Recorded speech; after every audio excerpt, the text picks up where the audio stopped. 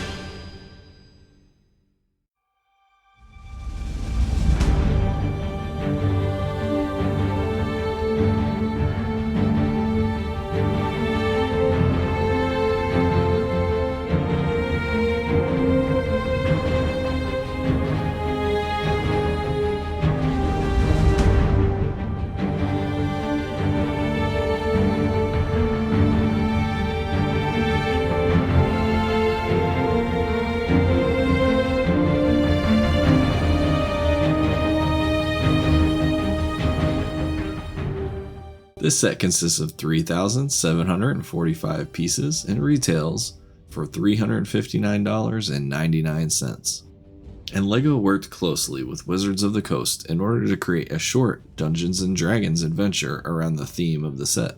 I don't play Dungeons & Dragons, but this seems like a pretty fun little starter adventure. If you have a copy of the Dungeon Master's Guide, the Player Handbook, and the Monster Manual, you can run this adventure by normal D&D rules. There's also a section on playing as a story-based adventure, where the party can make up their own rules within the guides of the story. Included in the set are 4 customizable playable character minifigures, 2 NPC minifigures, and several large and small monsters. The minifigures include the Dwarf Cleric, an Elf Wizard, a Gnome Fighter, and an Orc Rogue. There is a brick-built Displacer Beast, a Beholder, and an Owlbear. The first modular section of this set is the inn. I love the look of the nicely detailed chimney stack and the cobblestone entryway. The inn features an interesting roofline, many windows, and this cool corner door. The inn features 2 floors, and the floors can be easily separated and the roof removed for easier access to the details and play features inside. On the first floor, the interior details feel a little lacking. There's a single table made from a barrel, a rack of weapons and other items, a small bar, and a fireplace. Space is tight down here, so setting up your party could get a little dicey. The second floor is even more cramped than the first. Inside, we find a nice cozy bed and an interesting looking treasure chest. Next up, the party moves on to the meadow. Transitioning from the inn to the meadow is done via a small cobblestone path. The meadow is lush and green and sits in front of an overgrown and broken looking castle bridge. Underneath the bridge, there are some fine looking mushrooms and a place for your party to rest. Lots of texture and depth give this section of the build a very fun and exciting sense of exploration. Beneath the meadow lies the dungeon. Unfortunately, the top of this section does not come off, so it's difficult to get a good view of the inside of the dungeon. The thing that stands out most to me within this area are the 3 black stalagmites. Not really sure what they are, but they take up quite a bit of room. Many weapons and items are scattered throughout the dungeon in order to help your party gear up for what awaits within the next area. The basement is probably my favorite area in the set. The main feature of this area is the winding stone staircase that leads up into the tower.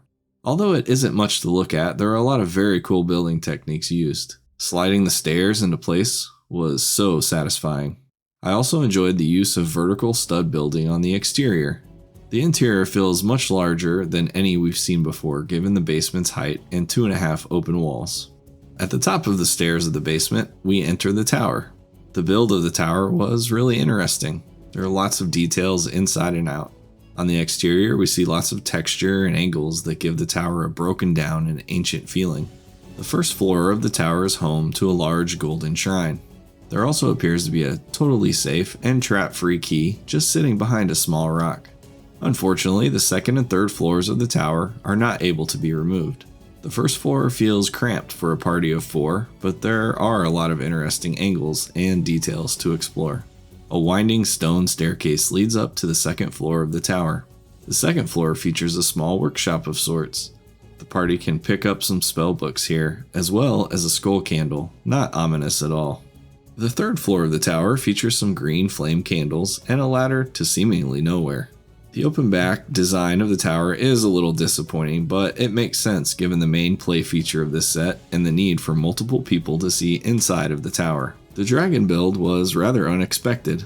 I expected there to be a lot of Technic, but that was far from the case. Aside from the underside of the wings, there was almost no Technic at all. The cloth wings are a nice touch, though I'm sure they bring up the price of the set a bit.